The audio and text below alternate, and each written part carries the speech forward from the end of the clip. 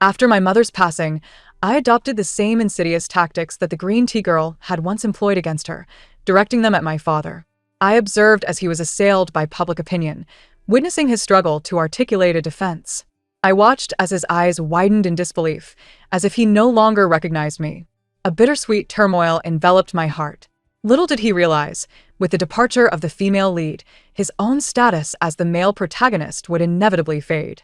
We were both destined to traverse the unremarkable world of ordinary people, stumbling along the way. From a tender age, I was acutely aware that my mother was the heroine and my father the hero of our tale, for they bore labels above their heads. Clutching Aunt Jing's hand, I perused countless books, piecing together that my mother's label read heroine and my father's hero. Inquisitive, I asked Aunt Zhang what these titles signified. With a gentle smile, she explained that they represented the prince and princess. She proceeded to read me the entire story of Snow White. From that moment on, the prince and princess lived happily ever after. I found this narrative quite delightful. My parents shared a deep affection. Our family was harmonious. And aside from my grandmother occasionally urging for a second child, there seemed no greater happiness. However, fate had other plans. At the tender age of 5, our household underwent a transformation. I encountered another person adorned with a label, a stunningly beautiful woman who, upon being welcomed home from the airport by my father, collapsed into his arms, weeping. My mother and I returned from kindergarten, and as we opened the door, we were met with the sight of them entwined in an embrace. The shock was palpable. My father attempted to explain, as did the woman, while my mother's expression darkened with each passing moment. My attention was drawn to the 4 characters above the woman's head: evil, poisonous, supporting female. What was the last character? I was unfamiliar with it. As my parents were preoccupied, I sought out Aunt Zhang once more. Eventually, I deciphered the character. Match. Evil, poisonous, supporting female. I inquired of Aunt Zhang the meaning of these words. She nearly burst into laughter. Oh, dear. How is it that our Yaya understands evil, poisonous, supporting female at such a young age? She shared this as a jest with my grandmother, father, and mother. Typically, such anecdotes about me served as delightful seasoning at the dinner table, eliciting laughter from the entire family. Yet that day, only my grandmother found amusement. My father's expression was grave, while my mother remained stoic. The woman appeared on the verge of tears, putting down her chopsticks and anxiously declaring, "Sister-in-law, I'm sorry. I'll leave right away and never return." She turned and fled. My father hurried after her. My grandmother's laughter faded, her demeanor shifting to one of seriousness. "Song Wanqing, is this how you raise your child?" Aunt Zhang swiftly whisked me away. I felt as though I had caused a calamity. But why was my mother being scolded? I pressed on, asking, what does evil, poisonous, supporting female truly mean? Aunt Zhang seemed at a loss for words. She could only sigh deeply. In the stories, the evil, poisonous, supporting female is the one who disrupts the union of the protagonists. They often feign innocence and vulnerability to garner sympathy, leading everyone to assist them in tormenting the heroine. But fear not, the conclusion is always favorable. The evil, poisonous, supporting female meets her demise, and the hero ultimately recognizes the heroine's worth, subsequently reclaiming her. Her confidence instilled belief in me. Yet, events unfolded differently than she had predicted. The woman, known as an ex-scion, was brought back. The rain poured torrentially outside, soaking her to the skin. She wore my father's shirt on top and only shorts below, her long legs bare as my father carried her back. With a pitiful expression, she implored, "Sister-in-law, I'm sorry. It was my brother who wouldn't let me leave. I promise. Once I recover, I'll definitely go."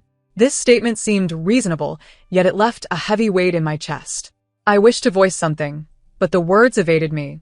That night, I fell asleep only to awaken to the sensation of my mother's tears wetting my cheek. I lay still, listening to her soft lamentations. Did I ever say I wanted her here? If I had, I would admit it. But I haven tea. Why must these words be thrust upon me? Why do you assume I cannot tolerate her? Yu Shinting, am I truly such a person in your eyes? I longed to say no, but as I opened my mouth, my voice seemed to vanish, and I was rendered speechless until the thought of comforting my mother dissipated. The terrifying sensation of being manipulated gradually subsided. Subsequently, Similar incidents recurred several times before I realized the futility of altering the narrative. It felt as though we were all ensnared in the vortex of our story. A single drop of water desperately attempting to escape the whirlpool might be deemed somewhat presumptuous. Yet that drop was my mother, my kind and gentle mother. She was so pure and benevolent. She would tenderly read me stories, care for my scraped knees with iodine, awaken early to prepare my favorite breakfast, and rise in the dead of night to tuck me in, even rushing to the doctor when I fell ill. She was so wonderful, deserving of neither misunderstanding nor mistreatment. This minuscule droplet, yearned to experience the sensation of swimming against the current. 2. Once more, my parents quarreled, this time due to an Exion's fall down the stairs. My mother had not touched her, nor had an Exion claimed that she had. With reddened eyes, she timidly confessed, "Brother, it's not sister-in-law's fault. I was just careless." My mother, taken aback, insisted I did not. My father, gritting his teeth, retorted, "Fine, you did not." He shot her a cold glance before carrying an Exion to the hospital. I grasped my father's arm, desperate to convey that my mother had not pushed an Exion. I had witnessed it. She had thrown herself down deliberately. Yet, the words failed to escape my lips. Once again, I found my voice stripped away. In that moment, the frustration of being silenced ignited a small flame of anger within me. I longed to shout and scream, yet I could not unleash my wrath. Aunt Zhang advised me to remain calm in the face of the green tea's schemes. I pleaded, "Father, please don't go. Can we call the doctor to our home instead?" But my father's countenance grew even darker. "Song Wanqing, you would use a child for your own ends? Don't make me lose respect for you." My mother appeared on the verge of collapse, biting her lip, her eyes glistening. "Yu Xinting, perhaps you should check your own mind at the hospital." Once more, they parted in discord. I could not comprehend why this was happening. Why was it like this? Why was communication so elusive? Why was my mother being blamed? My small frame bore the weight of immense concerns, nearly bowing my spine. It wasn't until a minor incident at kindergarten that I grasped how difficult it could be to articulate certain matters. Human prejudice acts as an invisible barrier, perfectly isolating perception from truth. A new girl at kindergarten, Yibao, sought a piece of meat from my lunchbox. She could have simply asked, yet she chose to snatch it away. In her clumsy attempt, she stumbled and fell on her backside, wailing, "Meat. My meat. Yaya, don't take my meat. And don't push me, okay?" Everyone rushed to console her, directing reproachful glances at me. I shouted, "You took my meat. I didn't take yours." Yet, Yibao blinked her eyes innocently, pitifully placing a piece of meat from her bowl into mine. "Yaya, don't be angry. I'll give you this piece too." The meat bore sinews and bite marks, remnants of her refusal to eat it. She dared to disgust me thus. "I want to eat that." Yet, Yibao's bowl toppled. The teacher, who usually cherished me, scolded me angrily. "Yaya, you mustn't be so rude." I was stunned, then erupted. I refused to endure humiliation like my mother. I retaliated by smashing her bowl, my own, and all the bowls of those who protected her. If I couldn't eat in peace, then no one would. That day, the uproar escalated. The kindergarten teacher summoned the parents. My mother arrived and chose to believe me. She demanded to see the surveillance footage with righteous indignation. The footage clearly showed Yibao seizing my meat. However, Yibao's parents were also present, my father and an Exion. Yibao, sobbing, flung herself into her father's embrace. "Dad, I thought my meat had ended up in Yaya's bowl, so I went to grab some. I was simply hungry for meat. Please don't ignore me." That day, the truth came to light. However, matters took a turn for the worse. The kindergarten teacher, with a grave expression, accused me of having a bad temper and of overturning others' bowls. My parents had a fierce argument, questioning why Anshin had a child and why Yibao called him dad. Anshin, in tears, insisted on leaving and fainted, only to be diagnosed with a more severe heart condition at the hospital. Grandma claimed that my mother had not raised me well, citing that even Kong Rong understood the virtue of sharing pears, while I, over a mere piece of meat, displayed such pettiness. Everyone went to visit Anshin in the hospital, but only my mother stayed with me. We exchanged glances, both engulfed in melancholy. I profoundly felt the isolation and helplessness my mother had experienced, unable to articulate her plight. I asked her, "Mom, Is it because I'm not good enough that Dad became Ibao's father? I yearned to ask Mom, am I the reason you are suffering, making everything worse? My mother was taken aback. She leaned down, resting her hands on my shoulders, her eyes filled with tenderness as she earnestly replied, "No, it is your father's fault. He should not have softened his heart and deceived Ibao into believing he is her father. Nor should he have comforted another's daughter while neglecting his own. You are not at fault, he is. We mustn't linger here any longer. Let us return home." She immediately gathered our belongings and took me to my uncle's house. My uncle welcomed us warmly, perceiving the sorrow etched on my mother's face, and vowed to seek justice for her. My mother forbade him from intervening, yet he insisted, stating he was her brother and would not stand idly by while his beloved sister was mistreated. He went to the hospital, and from that moment, he never returned. My mother and I stayed at my uncle's house for 3 days. During this time, she arranged for me to take a leave from kindergarten, and we kept each other company. We watched the drifting clouds, admired the dew, enjoyed the splendor of spring, and marveled at the night's glow. It was a rare moment of respite in our lives. 3 days later, my uncle returned, looking haggard, his gaze uncertain, and the words that followed were heart-wrenching. "Wawan, can you give Anshin some space? She is unwell." I stared at my uncle in shock, unable to utter a word. My mother was equally stunned. That day, she asked me to return to my room and to let her be alone for a while. She and my uncle argued loudly in the study. Soon after, she emerged, pale and resolute, leading me away from my uncle's home. We wandered aimlessly through the city, which felt vast yet offered no place to call home. Passing a flower shop, my mother purchased a bouquet of pure white lilies. We visited my grandmother's grave. The lilies were offered to her, and my mother wept freely there, confessing, "Mom, I'm sorry. I should have heeded your advice." I had listened to Aunt Zhang recount my parents' love story, the mature, domineering CEO and the naive university student, 2 worlds colliding to spark a romantic flame that eventually culminated in marriage. She admired it, calling it a romantic fairy tale. Yet, fairy tales are often deceptive. In merely 6 years, love succumbed to a third party. I wanted to say, "Mom, let us leave, let us divorce, let us forget about Dad." But the words stuck in my throat as if a heavy weight pressed down, making it hard to breathe. Yet my mother took the initiative to ask, "Yaya, if I divorce your father, who will you be with?" In that moment, I felt as if I had been rescued. The oppressive weight finally lifted. Anger brought me to tears as I declared, "I will be with Mom." My mother embraced me tightly, radiating determination. She indeed broached the subject of divorce with my father. Yet, he dismissed it lightly. "Stop being unreasonable. I need to find a heart donor for Anshin, and I don't have time for you. Do not cause trouble at this time." My mother had lost the will to converse with him. She simply retorted, "You sign the papers and I will leave.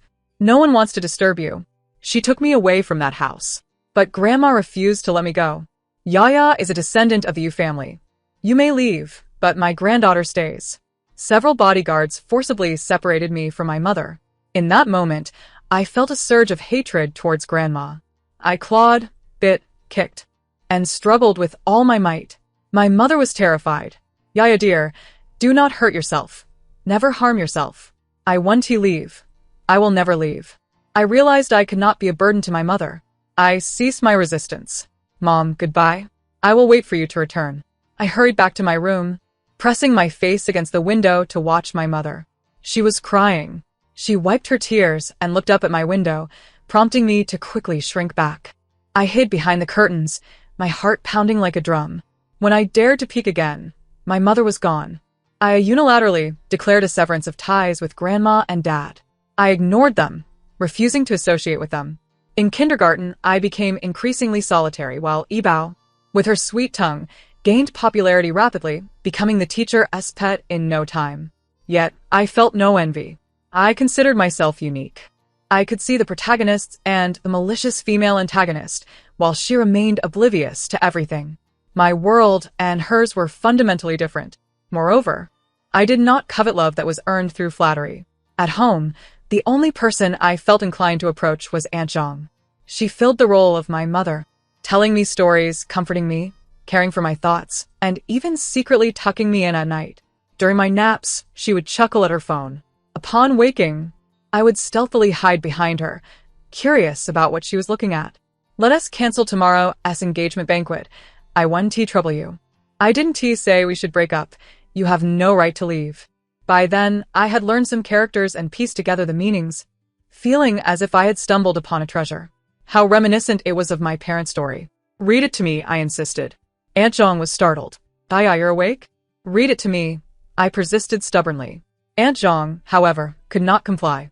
She tried earnestly to dissuade me, but I resorted to a hunger strike in protest. Aunt Zhang, feeling pained, whispered, "This is our secret. You must not tell anyone." I promised. From that moment on, my bedtime reading was ostensibly Counting Stars and The Girl Who Drinks Moonlight, while in reality, it was The Sweet Wife of CEO Fu. I devoured one after another, discovering their core similarities.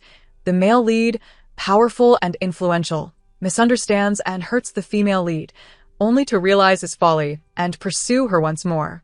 I sensed my mother's potential fate unfolding before me. She and Dad might become entangled in a similar manner. Yet, as her daughter, I felt no hope, only the suffocating despair of the present.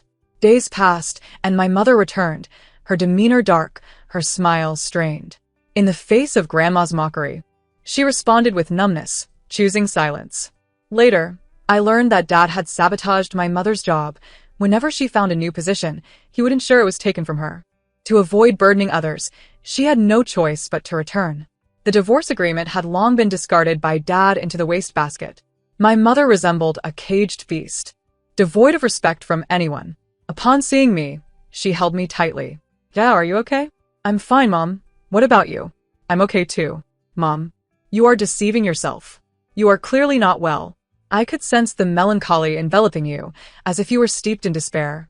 I solemnly handed her a book about an escaping wife. "This is something I painstakingly discovered, and I believe there are certain practices within that might aid my mother."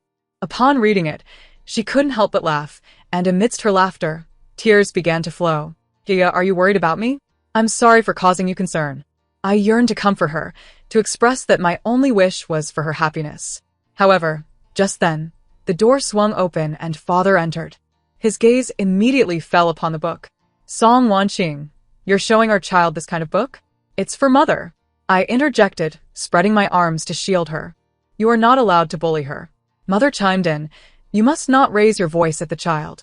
Father glanced between us, his expression cooling as he shut the door with a click. He was peculiar. Despite our stance, he did not erupt in anger. I sensed that perhaps Father was not beyond redemption. It wouldn't he suffice to transform only Mother without also addressing Father's ways. I used my allowance to have Aunt Zhang purchase numerous books: How to Be a Good Husband, Busy Dads, Good Dads, and 9 Principles of Being a Good Husband. I arranged these tomes in the study and waited at the door for Father's return, pulling him into the study upon his arrival. He appeared somewhat taken aback. I had been ignoring him for quite some time, let alone taking his hand. His demeanor softened as he embraced me and carried me into the study, where he beheld the collection of books. Unable to suppress a smile, he leaned down to kiss my forehead. "Did you buy these, or did your mother? Is it Father who has failed?" My eyes welled with tears, a flood of grievances surging within me. Father, flustered, hastily wiped my tears away and offered a heartfelt apology. Sorry, Yaya. It's my fault. I should not have ignored you and your mother." He earnestly delved into the books, striving to learn how to be a good father while attempting to explain to Mother. Yibao was born after Anxin was assaulted. Her health is poor, preventing her from caring for Yibao, and she does not wish to see her, thus leaving her in the care of a nanny. Yibao is unfortunate, lacking a sense of security, which is why I pretended to be her father. Mother softened, yet clung to her convictions. "You could have confided in me instead of concealing the truth until I discovered it myself." Yibao is indeed pitiable, but her plight is not of my making. Moreover, you have exposed Yaya to this, injuring her spirit.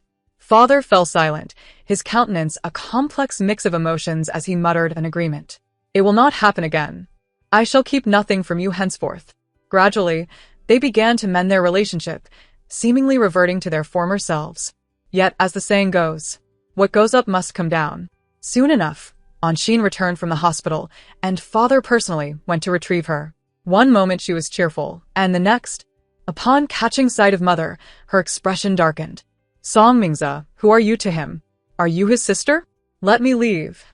I refuse to live under the same roof as the sister of a rapist. Mother stood frozen, as if struck by lightning. She had genuinely intended to accept Anshin anew, even going so far as to decorate her room with utmost care to ensure her comfort. Yet now, the fragile veil of balance had been torn away. Father, visibly irked, furrowed his brow and surprisingly defended Mother. Wanqing is unaware of this situation. Anshin, overwhelmed with despair, cried out, I want to leave this place. I'll go abroad and never return. In her struggle, she pressed her hand to her heart, her complexion paling as she collapsed. Father, alarmed, exclaimed, Wanqing, you should step outside. Mother left, her face ashen, stumbling away like a lost soul. Later, Aunt Zhang revealed to me, emotions are a multiple-choice question, and the one abandoned is undoubtedly the insignificant one. So it was. It appeared that Mother held little importance to Father. Why then did they marry? Why did they insist that love was the reason for my existence? After a considerable time, I began to grasp the truth. Years ago, Anshin had unwittingly entered a hotel room where she was drugged and assaulted by my uncle. Following her distressing escape, she found herself unexpectedly pregnant and, due to a heart condition, was unable to terminate the pregnancy, thus giving birth. It was only upon encountering my uncle in the hospital that she discovered the man who had violated her was, in fact, Mother's brother. Grandmother was deeply sympathetic towards Anshin, lavishing her with jewelry, houses, and money, urging her to let go of her pain, reminding her that the wrongdoers were others, not herself, and imploring her not to punish herself for their transgressions. Father, too, felt guilt. He rejected Mother's calls, texting her to refrain from returning home to avoid upsetting Anshin. Only I scoffed, have you done a paternity test? In that instant, it felt as though the air had been paused. Both of them staring at me in shock before their gazes shifted to indifference, subconsciously dismissing my words. Once again, I found myself at a loss for words. Despite my frustration, I realized I had gleaned some insight. The twist of fate had, in fact, validated one crucial possibility. Yibao was likely not my uncle's child. Otherwise, the narrative would not have silenced me once more. I approached kindergarten, proactively befriending Yibao, offering to braid her hair. She regarded me with suspicion. I want to fall for your tricks. Mother says you're a bad child. I suppressed my frustration and whispered, Father said, if I don't become friends with you, he want to pay attention to me. Yibao beamed with delight. Your father doesn't want you. From now on, he is my father. Her exuberance was vocal, drawing the attention of many. Evidence in hand, I seized her hair and struck her face. Chaos ensued. She cried while I discreetly tucked her hair into my pocket. Ultimately, the outcome was a call to our parents. Father arrived, and Yibao rushed into his embrace, wailing her grievances, while I stood there, my gaze filled with resentment.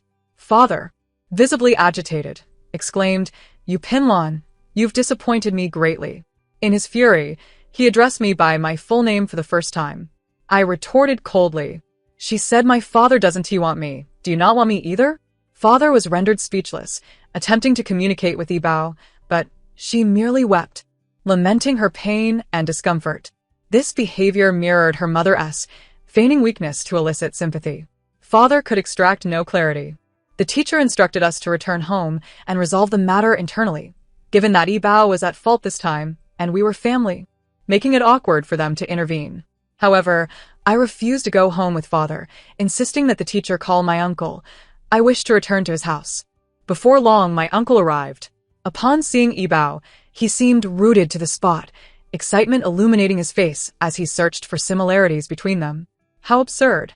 Willingly wearing the metaphorical horns of infidelity, I extended my arms for a hug, and as he bent down to pick me up, I unceremoniously grabbed his hair. Why do you side with that wicked woman to bully my mother? You're awful. You're not my uncle. I clutched tightly, refusing to relent. My uncle screamed in pain, yet he was too guilt-ridden to forcibly pull me away. Then Father struck me across the face. You Pinlan, don't you dare act out. My cheek throbbed. I released my grip, fixing my gaze on him with unwavering intensity. In that moment, I wished he were not my father. If only Mother had been a bit more liberated in her approach to love. If she had never developed feelings for Father, then I would not be his daughter. and I would not be entangled in this chaotic web. It was the first time father had hit me. Regret flooded his expression, his eyes brimming with concern as he trembled. Yaya, you cannot behave this way. He reached out to stroke my head, but I deflected his arm. You are not my father, I replied coldly. Jaja. His voice was frail, as though deeply wounded by my words. How despicable. The one who inflicted the most pain was he, yet he feigned the role of a victim. I returned to his home with my uncle, who attempted to apologize. I coldly retorted, You owe others, yet you use my mother to settle your debts. You are as wicked as my father. He was rendered speechless, gazing at me as if I were a stranger. I entered the room, shutting him out, and then called my grandmother to send Aunt Zhang over. My grandmother promptly agreed. On the line, I heard Yibao's voice, filled with excitement. Can I stay here? Can I live here from now on? Grandma, Dad, you are so wonderful. Ha. No wonder she agreed so readily. Was she afraid my return would upset Yibao? Truly a benevolent family, sacrificing their biological granddaughter for the sake of raising another. Indeed. They are not a family. They do not share the same home. When Aunt Zhang arrived, I requested her to take some hair for testing. She hesitated. Yeah, this isn't right. Aunt Zhang, do you not harbor doubts? Aunt Zhang, too, was suspicious. Gritting her teeth, she replied, Then I will investigate. She quietly took the sample to the testing center. However, on the day of retrieving the results, I was stunned to receive a report confirming the paternity. How could this be? What was happening? How could Yibao possibly be my uncle's child? Why was the plot obstructing me? Aunt Zhang was also disheartened. Said, Jaja. It seems fate has spoken. There is nothing we can do. Fate? I recalled the protagonist label upon my mother, the protagonist upon my father, the venomous female antagonist upon an Xin, and those stifled moments of voicelessness. I refused to believe in fate. Days passed in a haze. Not long after, my father came to take me back. He inquired if I could get along well with Yibao. Yibao. Once again it was Yibao. In that moment, I felt a profound empathy for my mother. He was my father, yet why did he shower affection upon another girl, instinctively placing me in the role of the domineering bully? He was my mother's husband, yet why did he feel pity for another woman, compelling my mother to bow to her? What were my mother and I to him? Mere instruments to manifest his tyranny, his grandeur, his unyielding authority? I closed the door. You are not my father. I knew this statement pierced his heart like a dagger. His expression morphed into one of hurt. You Pinlon. I turned a deaf ear. In that moment, it felt as if a seed of malevolence had taken root within me, an overwhelming desire to inflict pain upon him. Only by hurting him could I find relief from my own anguish. That evening, Aunt Zhang resumed reading me tales of domineering CEOs and their delicate wives. I interrupted her. Aunt Zhang, I no longer wish to listen. Those stories could save neither me nor my mother. I shifted direction, requesting Aunt Zhang to read me a variety of other books. I listened indiscriminately, switching to another volume whenever one felt unsuitable. Aunt Zhang, never weary, sympathized with my plight, allowing me the liberty to choose. When I encountered Jane Eyre, my eyes brightened. This woman possessed remarkable depth.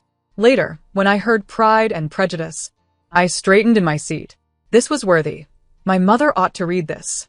During the new year, amidst a snowstorm, my mother knocked on my uncle's door to retrieve me. Accompanying her was a man, upon whose head I discerned the words, devoted male supporting character. I was unfazed. Every heroine had a male counterpart who adored her. The man was Fu Zhengshan, gentle in demeanor, elegant and refined, unlike my father, whose deep-set features bore an aggressive air. He bent down and asked me politely, Yaya, would you like to celebrate the new year with your uncle this year? I wished to agree, but my mother declined. Zhengshan, no need. Thank you for bringing me here. My uncle stepped out, guilt etched upon his face, urging my mother to stay for the festivities. She coolly replied, No. I have purchased a house. You will live with me from now on. My uncle looked embarrassed. I'm sorry, Wan. My mother turned on her heel and left, exuding an air of grace. My uncle attempted to call out to her, but found himself at a loss for words, merely watching us depart. I remarked to my mother, honestly, I think my uncle is slightly better than my father. He acknowledges Yibao as his daughter and has always wanted to bring her home. Between my mother and an Xin, he chose an Xin. He acts like a husband and a father, even if he treats us poorly. My mother paused, embracing me tightly. Perhaps she understood. This was likely what a proper husband and father ought to do, believe in and protect his wife and daughter. Compared to my uncle, my father was worse, more vile. He constantly victimized us to fulfill his own emotional needs. Fu Zhengshen escorted my mother and me back to our house, where we encountered my father and an ex-Ion at the door. My mother's expression soured. My father's countenance darkened as well. An ex-Ion quietly remarked, "Sister-in-law, did Fu Sir once pursue you? Isn't this rather inappropriate?" She knew how to stoke the flames. My mother couldn't scold her, but I retorted, "You and Dad together are like siblings, yet Fu Uncle and my mother together pose an issue? Your mind is polluted with color rubbish." An ex-Ion's mouth fell open in shock. Soon, tears streamed down her cheeks, making her appear pitiful. "Sister-in-law, I prepared myself for a long time today to let go of the past and get along with you, yet you incited a child to insult me. This is truly too much. I'm sorry, I cannot accept you." She fled, stumbling away, and I felt a twinge of sympathy. Yet my father did not chase after her. Instead, he coldly addressed Fu Uncle, "I have matters to discuss with my wife. Please leave." Fu Uncle did not look at him, but turned his gaze toward my mother. Only when she nodded did he gently say, "Feel free to call me any time if you need anything." He prepared to depart. I whispered to him, "Fu Uncle, can I go with you? I do not like my father. I want to be with you." Fu Zhengshen smiled, genuinely pleased. My father's face darkened, his teeth clenched, yet he felt powerless. As Fu Uncle picked me up, I earnestly told my father, "An ex-Ion was wrong just now. My mother did not teach me how to speak. It is my own deep-seated disdain for an ex-Ion and you. You are neither a good father nor a good husband, but you are a good brother to an ex-Ion." Fu Zhengshen inhaled sharply, likely realizing for the first time how articulate I was. My father, struck as if by lightning, stared at me, eyes filled with pity. Yet my mother felt no compassion for him. She opened the door and coldly stated, "If you have something to say, please say it quickly. It's the new year, and I do not wish to quarrel with you." Fu Zhengshen and I waited outside. He helped me build a snowman, set off fireworks, and held my hand as we left footprints in the snow. He would make a wonderful father. However, having read so many novels, I knew that the male supporting character rarely ascended to prominence. Moreover, I did not want my mother to find herself entangled with numerous men in the future. Allowing men to dictate fate leads to tragedy. She ought to live her life like the true heroines in literature, thoughtful, capable, and delightfully engaged in her own journey. I inquired of Fu Zhengshen, "What do you like about my mother?" He smiled, "Your mother is wonderful. She is the best girl I have ever encountered. If one day your mother gets divorced, may I pursue her?" Just as I was about to respond, his phone rang. He cast a glance, and his expression darkened noticeably. A sense of vigilance stirred within me. Many second male leads are entangled in a web of undesirable romantic pursuits. I wondered if Fu Zhengshen was an exception. After he hung up the phone, he lapsed into a profound silence. I too remained mute, reluctant to speak. It appeared that Fu Zhengshen was not an exception after all. Before long, my father descended the stairs in a fit of fury. He shot me a cold glance and said, "You Pinlon, come home with me." My mother followed closely behind, fiercely shielding me. "Yeah, is with me. Please leave." The atmosphere between them was charged with tension. My father's face turned a shade of icy blue. "Previously, I showed leniency out of consideration for you, but now, you shall bear the consequences." My mother retorted with anger. "Yu Xinting, do not resort to scheming. Do not make me look down on you." With a sullen expression, my father got into the car, which sped away with great force, leaving a cloud of dust in its wake. I had come to understand the phrase, lawless marauder. I asked my mother, "What do you like about Dad?" She could not provide an answer. After a lengthy pause, she simply said, "It's all in the past." My mother and I lived together, both yearning for a tranquil life. Upon reflection, this peace we craved implied a life devoid of my father, grandmother, an ex-Ion, and even my uncle. She transferred me to a kindergarten that, while not as good as the previous one, was closer to home and had gentle teachers. She worked diligently, opening a design studio where her talent began to shine in the industry. Yet, her spirits remained far from buoyant, as her brother's company was under siege. My uncle, overwhelmed by the pressures of the situation, sought my mother's assistance. Leaning against his car, he took deep puffs of his cigarette, his hair disheveled, and his demeanor despondent, suggesting he had been frazzled by the relentless demands of work. Upon seeing my mother, a flicker of brightness momentarily lit his eyes, but it quickly dulled. The company is being targeted by Yu Jinting. We've lost several contracts, some of which involve your shares. I need to discuss with you how we should proceed. What do you intend to do? I inquired. My uncle remained silent, seemingly deliberating. Perhaps you should apologize to Yu Jinting. A child shouldn't grow up without a father, right? My mother was taken aback, her tears welling in her eyes, yet she held them back. In a sudden surge of emotion, she slapped her brother across the face. Song Mingze, you make me feel disgusted. I stepped forward with a basin of water, shouting, Mom, step aside, and emptied the water from the balcony above. It drenched my uncle completely. His gaze darkened ominously as he glared at me. You Pimlon, do you have no upbringing? You are an outsider. Your opinion does not concern you. You come down here. Last time, you bullied Ibao, and I remained silent, but this time, I won to let it go. He attempted to ascend the stairs, but my mother intervened. Song Mingze, dare you? Do you think I am unaware of your intentions? You are covertly transferring assets, trying to oust me from the company. You intend to gift my shares to an Xian as a betrothal gift, don't you? I fell silent, realizing the magnitude of events that had transpired unbeknownst to me. The pressure my mother had endured was immense, yet she had said nothing.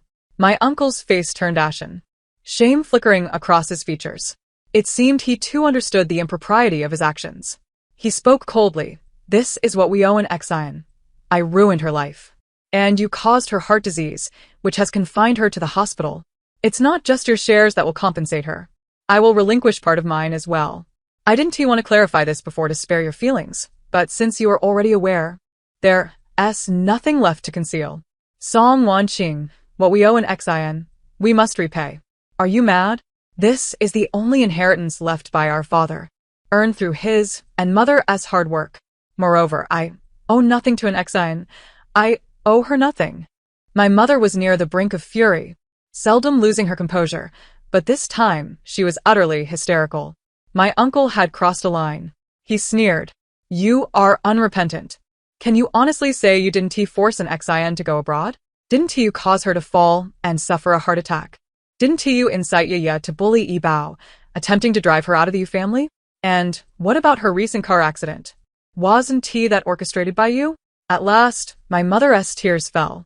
She pounded her fists against my uncle's chest, venting her pent-up anger. Song Mingze, are you a fool?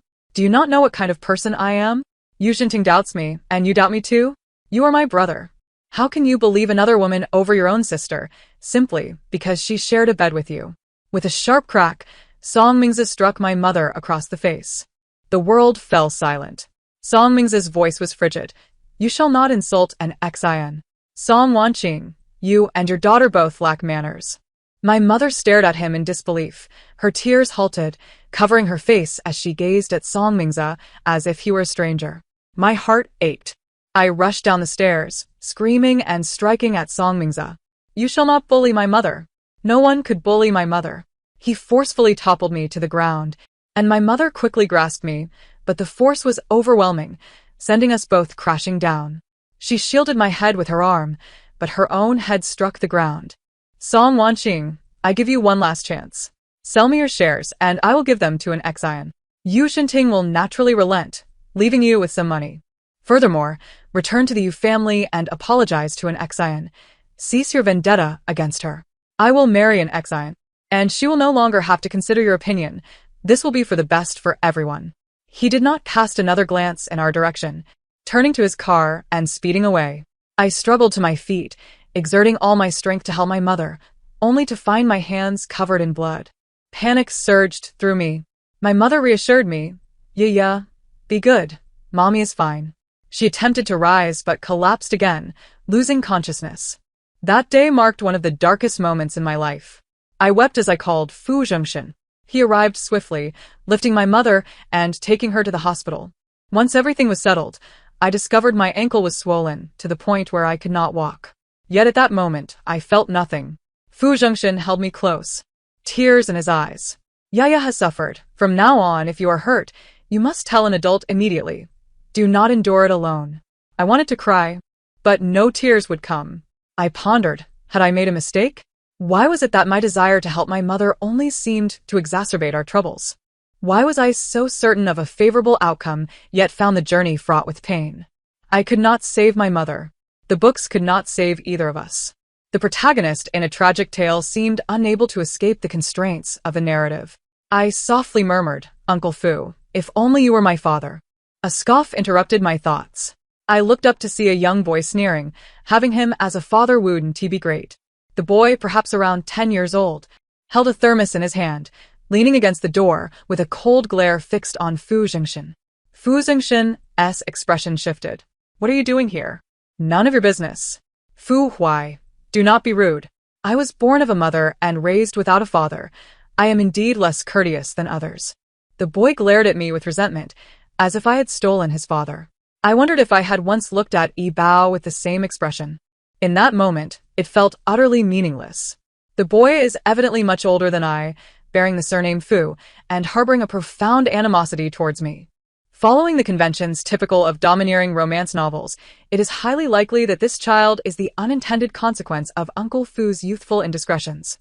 Now, As that child has come seeking answers, Fu Jingshan is still pursuing my mother.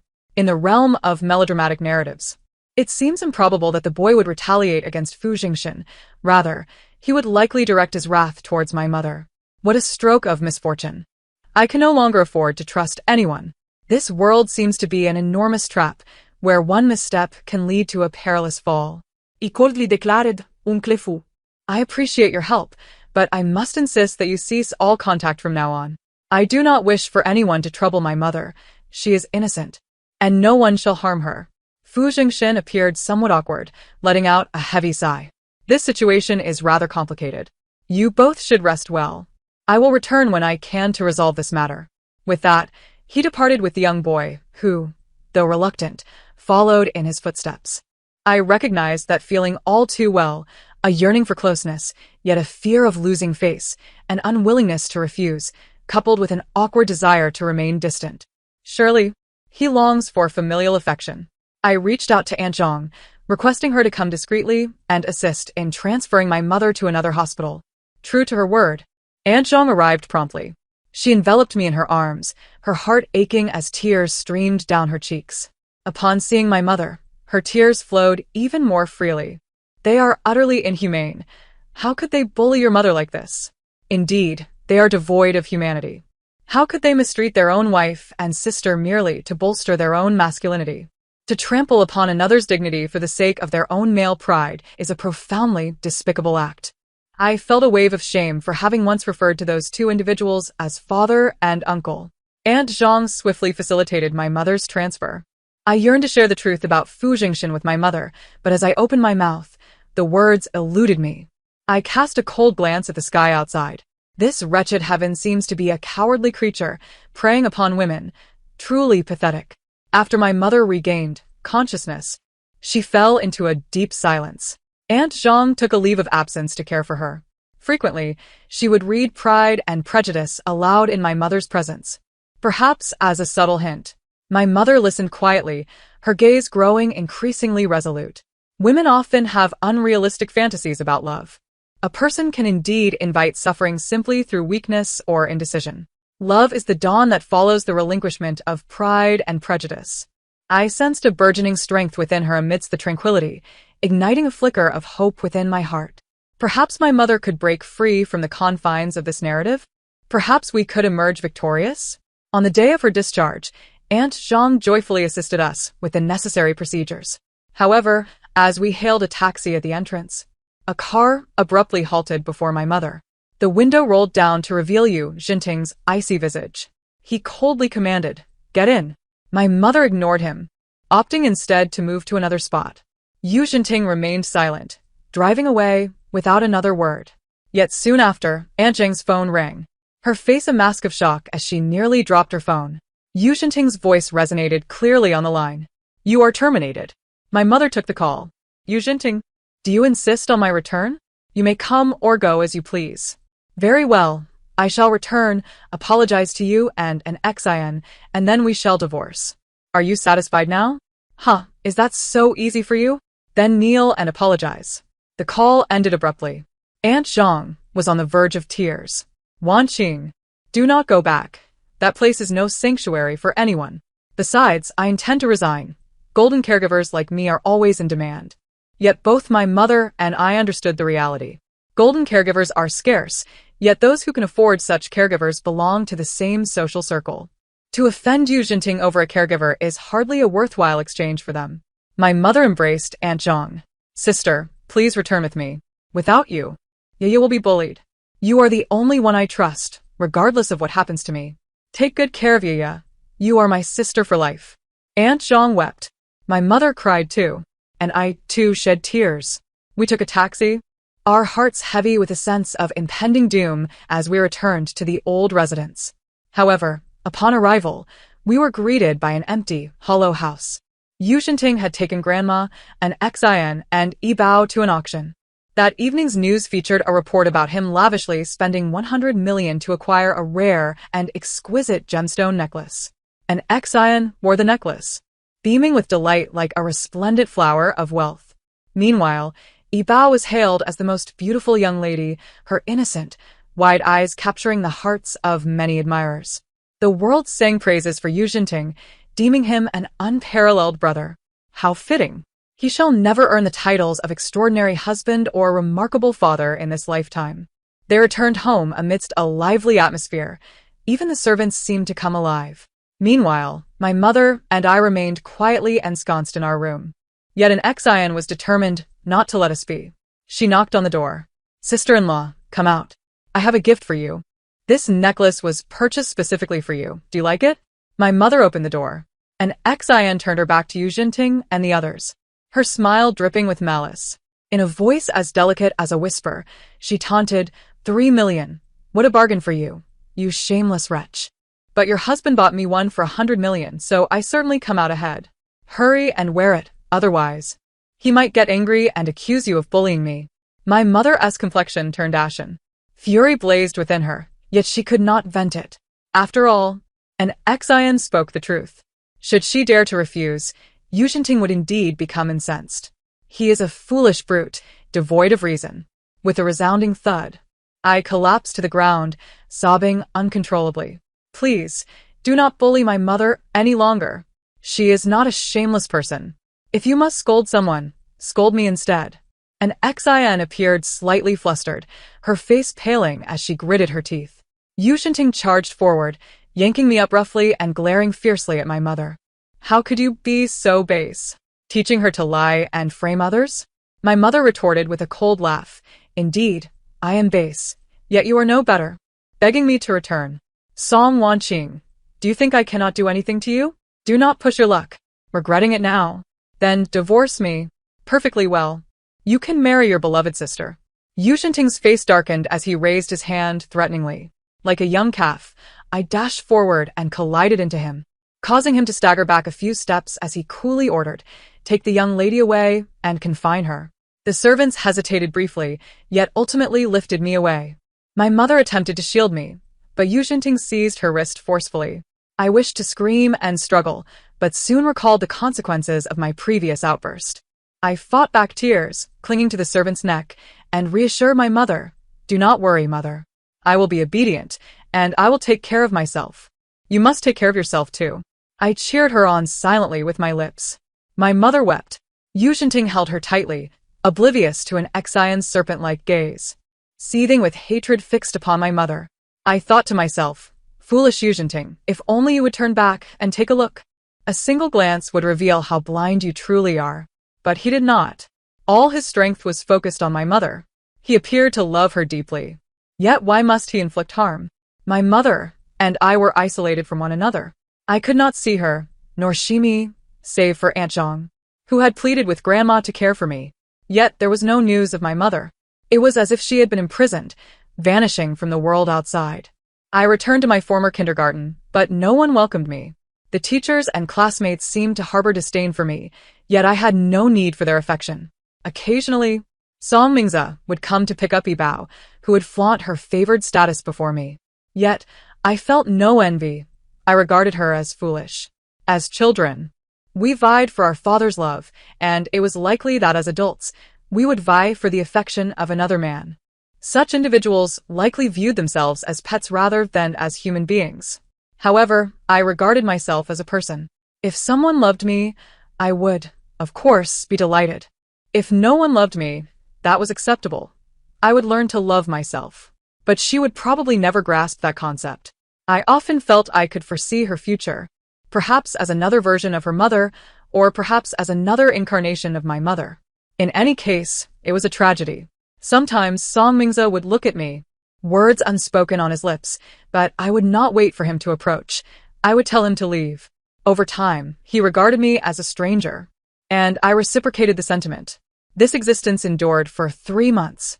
One day, during class, an inexplicable anxiety gripped me, a foreboding sense that something monumental was about to transpire. In a frenzy, I dashed to the doorway, only to be seized by the teacher, who enveloped me in her arms. With tear-filled eyes, I implored her, "Teacher, I want to go home. I need to call Yu Xinting. I want to go home.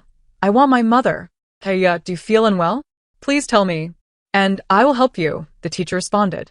"I want to go home. My mother might be in trouble. Teacher, please call my father." The utterance of father filled me with a profound sense of betrayal toward my mother.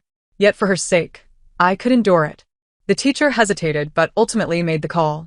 Alas, no one answered. She dialed repeatedly, yet each time the call was met with disconnection. Unsure of what else to do, she took me to the infirmary. I feigned compliance, and, while she conversed with the doctor, I seized the opportunity to call Aunt Zhang. Aunt Zhang arrived promptly, accompanied by Fu Zhengshan. He took me to a hospital where I found my mother lying on a hospital bed, her head bandaged and her body swathed in gauze, lost to unconsciousness. Fu Zhengshan instructed Aunt Zhang to care for me before he and my father began to argue. "You scoundrel! How could you treat Wan Qing like this?" Fu Zhengshan shouted. Yu Xinting retorted without hesitation, "My wife does not need your interference." Two prominent figures in the business world clashed in the hospital, each revealing the other's secrets. It was then I learned that my mother and an ex-Ian had been kidnapped, forcing Yu Xinting to make a choice. He chose an ex-Ian, and my mother was cast into the ocean. An ex-Ian subsequently vanished. In Yu Xinting's eyes, his decision to protect my mother while allowing others to search for an ex-Ian was an act of mercy. Yet Fu Zhengshan was not without his own past. At 15 or 16, he had a fleeting encounter with a neighbor girl. She left for abroad after their liaison, quietly giving birth to a child. When she fell ill with cancer, she had no choice but to contact Fu Zhengshan for help with the child, who turned out to be Fu Huai. Yu Xinting confronted Fu Zhengshan, questioning how he could pursue my mother with an older child already in his life. I demanded they leave, for their quarrels disgusted me. Neither of them deserved to stand before my mother. Eventually they fell silent. For many days that followed, I kept vigil by my mother's side, like a lion, forbidding anyone from approaching her. Yu Xinting attempted to confine me once more. I brandished a fruit knife, dragging it across my wrist. "If you are not afraid of my death, then confine me." He appeared wounded, eyes reddened. You'll leave me be," he pleaded. "I am sorry." I turned my back, feeling a wave of repulsion wash over me. In time, they ceased their visits. My mother awakened and, upon seeing me, smiled. "Thank you for your hard work, yeah." I replied it was no trouble. It was my mother who had suffered. Had it not been for my existence as a leverage, perhaps she would not have endured such anguish. The protagonist of a tormenting tale cannot escape her narrative. I pondered whether my demise might grant my mother freedom. This thought would sometimes consume me. When my mother regained mobility, she delighted in tousling my hair and kissing my cheeks, showering me with praise. "My little Yaya is so remarkable. How did I come to have such a brave daughter? When you grow up, you will surely be courageous and strong." "Oh, "My little Yaya, you can recognize such difficult words. Your learning ability is extraordinary. You'll be talented and capable when you grow up." wow." "My little Yaya can take care of herself. Your skills are impressive. Seeing you thrive brings me immense joy." The shadows in my heart dispersed significantly, even giving rise to a secret sense of pride. I was capable of overcoming this dreary narrative. My mother need only wait for me to grow up, to grow a little more. She urged me to return to kindergarten. Yeah, you must learn skills so that when you grow older, you can leave home, travel far, and fulfill your dreams. I complied, but soon regretted it. That day, I was restless. During the second period, I told the teacher I wanted to return to the hospital. She gazed at me intently, and this time, she did not hesitate. She dialed Yu Jinting's number, only to find it unanswered. Taking leave, she hailed a cab to take me to the hospital, where we found a crowd gathered below. My mother sat by the broken window, and behind her, I could see shifting figures and Yu Jinting's panicked face. He shouted something in terror. My mother did not respond, instead locking eyes with me. For a fleeting moment, she appeared startled, but she quickly smiled. She looked at me and opened her mouth to speak, then, without hesitation, leapt down. With a resounding thud, the teacher covered my eyes. My mind went blank, engulfed in blinding white. For an extended period, I found myself unable to speak. I was unresponsive to the words of those around me, only recognizing Aunt Zhang. Yu Jinting attempted to converse with me, but Aunt Zhang forcefully pushed him away. Mr. Yu, if you truly care for Yiya, do not disturb her any further. Had I been able to secure custody of Yiya, you would never have seen her again. At that moment, she embodied the true matriarch of the household. Yu Jinting was rendered speechless, his eyes reddened as he stumbled away, appearing somewhat pitiable. Yet, I could not shake the feeling that he was despicable and somewhat repugnant. I inquired of Aunt Zhang, "Who is that person?" "A stranger," she replied coldly. Oh. I responded. Aunt Zhang tended to my meals, sleep, studies, and play, confining us within the house. Yet, chaos reigned within, as various arguments echoed daily. It seemed they were all directed at a single woman. This woman, accompanied by a child, pleaded daily for the man named Yu Jinting to grant her mercy. She claimed to understand her mistakes, begging him to allow her and her daughter a chance at life. Yu Jinting, however, remained merciless, demanding retribution. Curious, I asked Aunt Zhang about the situation, but she merely shrugged with disdain, remarking, "A scoundrel and a green tea bitch, they deserve their retribution.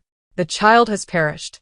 And in the wake of such sorrow, one sorrow is met with indifference, the nasal discharge flows into the mouth, and one knows to wipe it away. Amidst a throng of despicable beings. Oh. So they are indeed the malevolent ones. That no longer concerns me.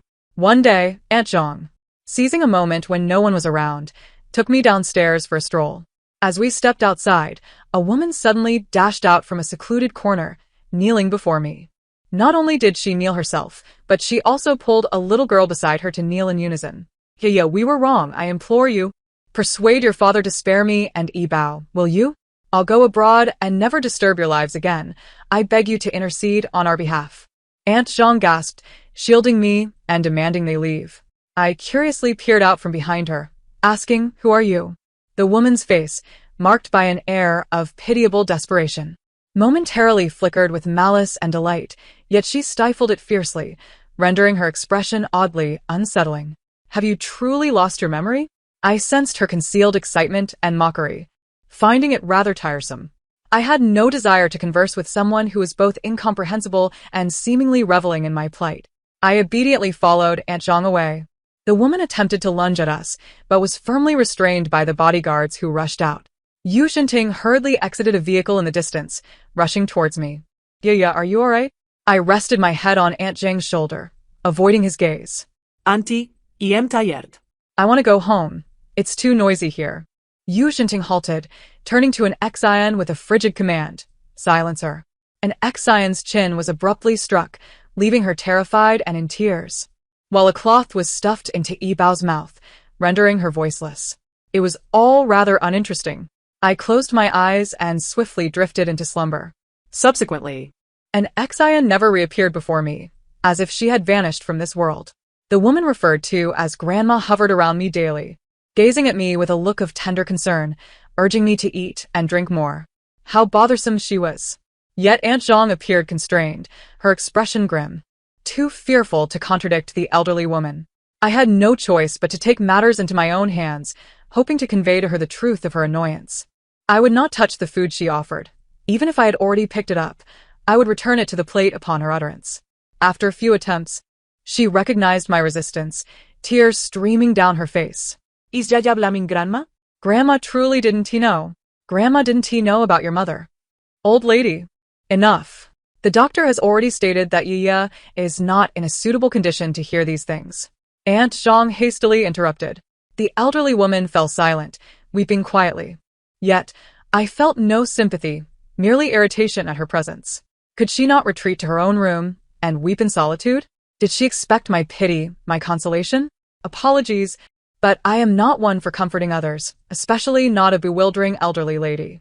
Before long, the old lady was sent away.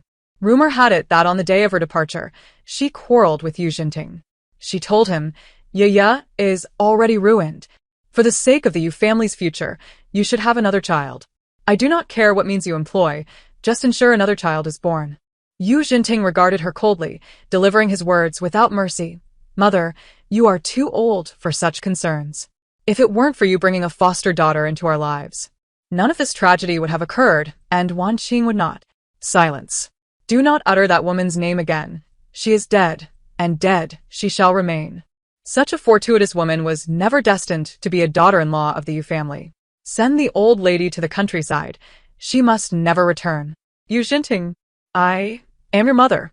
Mother, it is time for you to leave. The elderly woman was forcibly escorted away, her face a mask of shock and disbelief. I watched from the windowsill as she struggled like a fledgling chick, finding it quite amusing. However, who is Wan Qing? I turned to Aunt Zhang. She was terrified. Yaya, do not move. Come down from the window. Her voice trembled. I was puzzled, yet I obediently complied. She held me tightly, as if I were a treasure regained. The following day, all the windows in the villa were barred with iron grills, resembling a prison. I was displeased. That day, I felt despondent and went to bed early. Yet, in the dead of night, I was awakened by muffled sobs. I quietly ventured out and found Yu Jinting weeping at the study door. He clutched a notebook, his sorrow palpable. Wan Qing, I am so sorry. I never intended to hurt you. I thought an Xian was assaulted because of me. I only wished to compensate her, never intending to owe you. Exhausted from his tears, he fell into a deep slumber. I stealthily approached, noticing the notebook in his hands. I carefully extracted it and flipped through its pages. It was a woman's love diary. After perusing a few pages, I found it rather dull. Romantic love, for those involved, may be the most precious thing. Yet as a reader, I yearned for the most dramatic parts. I turned to the later pages and finished reading the brief and tragic life of the woman named Wan Qing. She was misunderstood, framed and bullied. Initially, she sought to struggle, to resist, to demand justice. Yet gradually, she realized she was akin to a beast trapped within a glass vessel. No matter the direction she attempted to escape, she would ultimately collide with a painful reality. She sought solace in love, only to be grievously wounded. She yearned for familial protection, yet her own brother pushed her away. She aspired to build a career, diligently working at a friend's company, only to nearly ruin it due to her husband's actions. She sought independence, using her last funds to launch a design studio, yet was relentlessly pursued and thwarted, always falling short of success. She discovered herself at a dead end, feeling that only by bowing to her husband could she continue to live, albeit without dignity. But as a human being, how could she relinquish her dignity? Most terrifyingly, she seemed to uncover a secret hidden within her daughter. What that secret was, she did not disclose. I was perplexed that her daughter shared my name, Yaya. After finishing the diary, I placed it on the table. As I lowered my head, I noticed a beautifully bound paper report in the open drawer. I opened it and glanced through it. It was incomprehensible, save for few names I recognized. It was a paternity test report concerning a man named Song Mingze and a little girl named Yi Bao. Test result: the biological parent-child relationship between Sample 1 and Sample 2 is not supported. What does this mean? I was weary and lay down on the sofa, drifting off to sleep. The following morning, I was abruptly awakened by a furious shout. I opened my eyes in a daze, only to see a man angrily brandishing the report at Yu Jinting's face. Yu Jinting, how come this test result is in your possession? Why do you have such a paternity test report? Why did you deceive me? Yu Jinting awoke, brushing the man's hand aside, coldly retorting, Song Mingze, get out of here and stop your madness. Song Mingze sneered in fury, you beast. You made me believe Bao was my own flesh and blood. You have harmed me and my sister, and I will not let you off easily. He turned to leave. Yu Xinting, now alert, attempted to explain. At the time, I did it to spare an Xian from harm.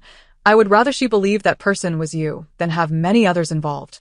So, you placed the green hat upon my head? Do you know that because of that wretched woman, I have harmed Wan Qing, my own dear sister? Song Mingzi roared, tears streaming down his face. Yu Xinting trembled all over, clenching his fists in rage. I am sorry I was wrong. Yu Xinting, you shall pay the price. While my sister was alive, I failed to protect her. Now, even if it means shedding blood, I shall seek justice for her. With that, he strode away. Yu Xinting, lost and disheartened, collapsed into a chair, locking his diary away in a drawer before hastily exiting. They remained oblivious to my quiet presence on the sofa. I opened the door and stepped outside, seeking Aunt Zhang to relay what had transpired. After a moment of silence, Aunt Zhang went out to make a call. Soon, her demeanor shifted to one of agitation as she began arguing with the other party. From snippets of her conversation, I gleaned the truth. Aunt Zhang had once conducted a paternity test, but Yu Xinting had taken the report prematurely, leaving her with a forged one to protect a woman named an Xian.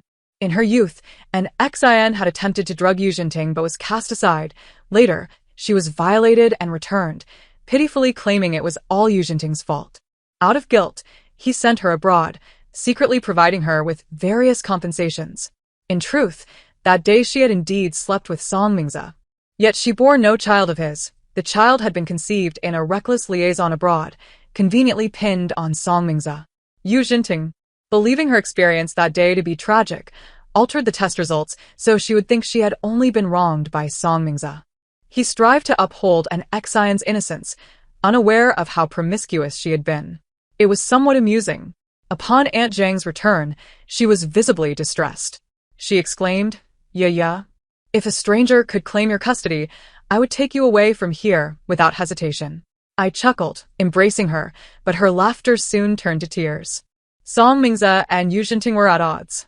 During this time, Yu Xinting rarely returned, but each time he did, he would cause a ruckus. With the household staff resigning one by one, Aunt Zhang kept me informed, stating that Song Mingzi was resorting to every means possible to strike at the Yu family's enterprise. I heard that Song Mingzi was frantically yielding interests, with many already eyeing the Yu family's business and disapproving of Yu Xinting's actions against his first wife for the sake of a mistress, thus showing no mercy. I asked, "Does he have no friends? Don't his friends help him?" Aunt Zhang sighed. His reputation is already tarnished. Who would collaborate with a fool? Is reputation truly that significant? Indeed, a good reputation holds considerable weight. When the walls crumble, everyone will push. Those who are in the wrong are seen by all. So that was it. Yu Xinting was eager to hold a press conference to assert that the company was in good standing. I stealthily followed him to the event, crying as I clung to his clothing. "Please don't lock me at home anymore. I wish to play with other children." On that day, Yu Xinting was visibly flustered. He struggled to suppress his fury and instructed someone to take me away. I fell to the ground, tightly grasping his leg. "Please don't confine me to that small room. I don't want to be punished." Countless cameras trained on me captured my pitiable and innocent tears, heartfelt and genuine. The press conference concluded hastily. Through the internet, I learned that many criticized him, while others praised me, calling me beautiful and adorable. How could a child lie? Oh, My apologies. Children can indeed lie. A man who drove his first wife to death for a mistress can hardly be expected to treat his first wife's daughter well. Indeed, he treated me poorly. That poor girl, I just want to hug her. A child without a mother is like a blade of grass. Yu Xinting is nothing short of a beast. Well said. Thank you. I fell into a contented sleep. Awakening in the middle of the night, I found Yu Xinting standing by my bed. yeah, you've regained your memories. Haven't you? Do you hate Daddy? I gazed silently at him, observing the words above his head. The once clearly visible male lead now appeared dim for some unknown reason. After all, this world no longer had a female lead. Why would it need a male lead? I turned over and peacefully drifted back to sleep. Subsequently, Yu Xinting began selling assets. His reputation online plummeted, stock prices fell, and he faced attacks from rivals, prompting him to liquidate assets in a desperate bid to save the company. Many suspected he was abusing me, demanding to see me to ensure my safety. However, I resolutely refused to step outside. If anyone attempted to drag me out, Aunt Zhang would fiercely protect me. Finally, one day, Aunt Zhang disappeared. Yu Xinting looked at me, softly saying, "Yeah, you wouldn't want Daddy to go bankrupt, would you? Would you come out and take a walk with Daddy?" Sure. I reached out for him to hold me. Downstairs were reporters. I then realized he had arranged an interview to salvage his reputation. He carried me down the stairs, exuding an air of a domineering father with his little princess. However, I discreetly plunged a needle into his flesh. He glanced at me in shock, loosening his grip. I tumbled from his arms, rolling down the stairs, screaming as I hit the ground and spat blood. "Daddy, please don't kill me. I will listen to you." Countless people rushed forward, surrounding me and separating me from him. His expression was one of frustration, rage, and a deep sense of injustice. I felt pain coursing through my body, yet my heart was elated. Finally, I made him taste the bitterness of being unable to defend himself. I was taken to the hospital. Upon waking, I found Fu Zhengxin, Aunt Zhang, and others gathered around me, cautiously inquiring about my condition. I opened my mouth, only to be met with pain that rendered me speechless. Aunt Zhang cried out, cursing Yu Xinting as a beast. I smiled. "Yes, keep cursing, I love to hear it." Fu Zhengxin vowed that Yu Xinting would pay a heavy price. Later, I learned that the campaign against the Yu family had also been orchestrated by him. He and Song Mingze exhausted their resources, ultimately bringing Yu Xinting down.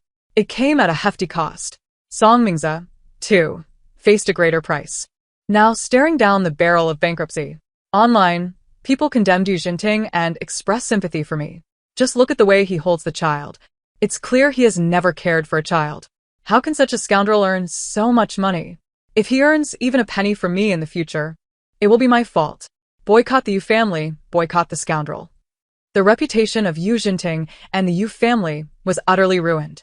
Later, I saw Yu Xinting in the news. He had been detained because Song Mingze had stormed into the Yu residence, discovering an Xin barely clinging to life in the basement. That day was broadcast live. An Xin, a shadow of her former self, had been brutally tortured. This incited widespread outrage online. Yu Xinting was arrested for illegal detention. The footage of his arrest replayed across major platforms, depicting him as a dejected, lost dog. I noticed the words male lead had completely vanished above his head. Yu Xinting did not spare Song Mingze either. After entering prison, he quickly submitted evidence of Song Mingze's embezzlement of company assets. Consequently, Song Mingze was also incarcerated. The most desperate of all was an Xin. Still in her hospital bed, she eagerly launched a live stream to craft her image as a victim. However, an anonymous tip-off unveiled her meticulously orchestrated kidnapping scheme, implicating Song Wanqing in the process. The revelation left everyone astounded, lamenting how melodramatic the love stories of the affluent can be. Art springs from life, yet pales in comparison to the absurdities of existence, one remarked. Upon witnessing such an outrageous plot, I knew it had to be true. It's a story too bizarre to be fabricated. Being an ordinary person seems rather appealing. Though I pity that young girl, her mother perished at the hands of a mistress, and her father is now imprisoned. How will she manage to live on? Indeed, how shall I live? I am now devoid of parents, with only a grandmother remaining. Yet, on the day she learned of Yu Xinting's imprisonment, she suffered a stroke and now lies paralyzed in bed, unattended, and has been relegated to a nursing home. Aunt Zhang wishes to adopt me, but her unmarried status disqualifies her. Fu Zhengxin also desires to take me in, for my sake. He has found a girl willing to enter into a sham marriage with him. To persuade me, he brought the girl along with Fu Huai. The girl is lovely. She appears to be an intensely romantic and sensitive soul. She softly assured me, "Do not worry, Mr. Fu has compensated me. Once the adoption paperwork is finalized, I shall divorce him and leave for abroad. I will take good care of you. I swear by my fortune for the rest of my life." Such a vow surely stems from genuine intent. She is utterly charming. Yet I smiled and replied, "Thank you, but I prefer to go to the orphanage." She was taken aback. "Why?" I shook my head, my gaze drifting towards Fu Huai. He shot me a cold glance before lowering his head, listlessly kicking at the ground. Muttering, "I agree to adopt you. I shall regard you as my own sister henceforth." It was his consent that frightened me. He was unaware that the words male lead subtly hovered above him. Should I acquiesce, those two words would likely solidify into reality. I imagine there must be a label above my head as well. Would it read female-led or malicious supporting character? Having perused countless domineering CEO novels, I could almost visualize the unfolding narrative. If I were truly adopted by Fu Jingxin, it would mean encroaching upon Fu Huai's scant paternal affection. In due course, he would come to resent me, and I would feel indebted. Perhaps, as time passed, that sense of indebtedness would morph into love. Should he harbor feelings for me, he would have to grapple with his own resentment. If he did not care for me, he might resort to morally coercing me into compensating him. It would likely become yet another tale of torment for the female protagonist, devoid of interest. I do not wish to be anyone's heroine, nor do I aspire to be a wicked supporting character. I merely long for a simple, unremarkable life belonging to you, Pinlon. This may not be as dazzling as being the heroine, yet I live for myself and shine for my own sake. I shall not be ensnared for anyone's benefit. I fight solely for my own cause. I softly declared, "No, Uncle Fu. Thank you, but I do not require it." My mother disdained owing anyone, and I share her sentiment. I placed my hand in the care of the orphanage director. Fu Huai stared at me, bewildered. Yeah. The male-led label above his head vanished. I smiled sincerely at him, waved goodbye, and stepped towards my new future. In due course, I grew up quietly in the orphanage. Aunt Zhang often visited me. The label affectionate second male lead above Fu Jingxin's had also faded away. He became an ordinary businessman, initially still able to donate to the orphanage, but eventually became submerged in the ever-shifting tides of commerce, leading a life of tightening belts. Yu Xinting committed suicide in prison. In his final days, he became increasingly incoherent, often muttering, "This is not how the story goes. It shouldn't unfold this way." I should have brought her back. We would have lived happily together. Yaya would grow up joyfully, and we would have a second child, living until old age. How could she die? She is the heroine. How could she perish? After rambling for some time, he took his own life using torn strips of bedsheets in his prison cell. The coroner stated he had resigned to his fate, had he only chosen to stand up. He could have lived, yet he harbored no desire to do so. His death was quiet, known only to a few familiar souls. Everyone feared I would be heartbroken. Yet I merely listened to his story as if it belonged to a stranger, accepting it without further thought. Perhaps he too had awakened, albeit far too late. Moreover, who decreed that a heroine must adhere to the script? A heroine is human first and foremost, a human being, then a heroine, a wife, a daughter, a mother. I discovered an old video online of my mother's final moments before she leapt from the building. I replayed it repeatedly, striving to discern what she had said to me in her last moments. Eventually, under the guidance of a teacher at the orphanage who taught sign language to the deaf and mute, I learned some lip-reading skills and finally comprehended that my beloved mother had said, "Mommy's dear little Yaya, Mommy has broken free from the plot. You must strive as well." At that moment, tears streamed down my face. Grief surged over me like an overwhelming tide. I cried uncontrollably. "Dear Mother, congratulations on your escape from the narrative. And congratulations to me for breaking free as well. We shall both embark on brand new lives, lives belonging to ordinary people. They may not be as radiant, yet they are lives filled with effort and resilience, are they not?" The end. Thank you for listening. And we shall meet again in the next story.